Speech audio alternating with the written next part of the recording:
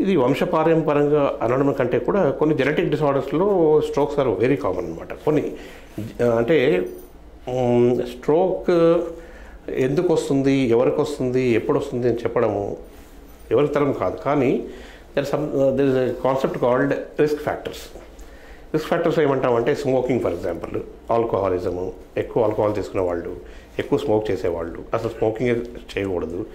Sedentary life style అంటాం, కంటిన్యూస్గా కూర్చొని టేబుల్ మీద వర్క్ చేసుకోవడము, ఎక్కువ ఎక్సర్సైజ్ లేకుండా పోవడము, తర్వాత డయాబెటీస్, హైపర్ టెన్షన్, హైపర్ కొలెస్ట్రాలిమియా అంటే కొలెస్ట్రాల్ ఎక్కువ ఉండడము, తర్వాత హోమోసిస్టినిమియా అంటాం, హోమోసిస్టిన్ అనే ఒక పదార్థం బ్లడ్లో ఎక్కువ ఉన్నప్పుడు, ఇవన్నీ కూడా రిస్క్ ఫ్యాక్టర్స్ అన్నమాట. రిస్క్ ఫ్యాక్టర్స్ ఆఫ్ స్ట్రోక్ అంటాం. ఈ రిస్క్ ఫ్యాక్టర్స్ ఉన్న వాళ్ళలో ఎక్కువ శాతం స్ట్రోక్ వచ్చే అవకాశం ఉంటుంది. కొందరికి ఫ్యామిలీలో ఫ్యామిలీ హిస్టరీ అంటాం, family history of cardiac issues అంటే హార్ట్ అటాక్ కానీ ఫ్యామిలీ హిస్టరీ ఆఫ్ స్ట్రోక్స్ ఉన్న వాళ్ళలో తక్కువ ఏజ్లోనే వచ్చేస్తుంది అనమాట స్ట్రోక్. ఎందుకంటే జీన్స్ అలా ఉంటాయి.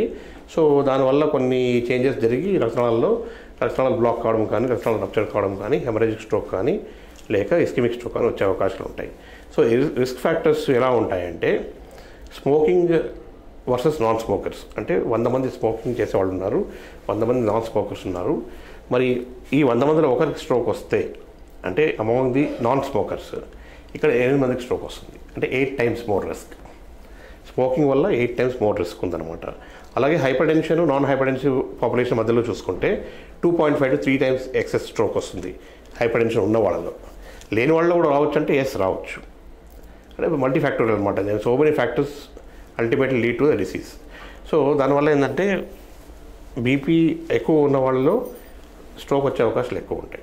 Nearly 2.5 to 3 times more. Diabetes ఉన్న వాళ్ళు కూడా అంతే, 2.5 to 3 times మోర్. అలాగే సెడెంటరీ లైఫ్ స్టైల్ ఉన్న వాళ్ళలో 5 times డిఫరెన్స్ ఉంటుంది. రెగ్యులర్గా ఎక్సర్సైజ్ చేసే వాళ్ళకి, రెగ్యులర్గా వాకింగ్ చేసే వాళ్ళకు ఏమి చేయని వాళ్ళకి మధ్యలో డిఫరెన్స్ ఏంటంటే 5 times డిఫరెన్స్ ఉంది రిస్క్. సో దీని రిస్క్ ఫ్యాక్టర్స్ అంటాం అనమాట. అలాగే కొలెస్ట్రాల్ ఎక్కువ ఉన్న వాళ్ళలో 2 times మోర్ రిస్క్, హోమోసిస్టిన్ ఎక్కువ ఉన్న వాళ్ళలో 2 to 3 times more risk.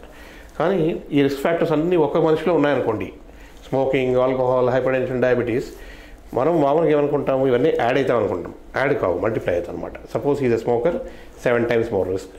Alcoholism 2 times more risk. 7 + 2 కాదు, risk multiplies. 7 × 2 14 times more risk. ఒక నాన్ స్మోకర్, నాన్ ఆల్కహాలిక్కి, ఒక స్మోకర్ అండ్ ఆల్కహాలిక్కి డిఫరెన్స్లో వీళ్ళకి 14 times more risk of getting a stroke.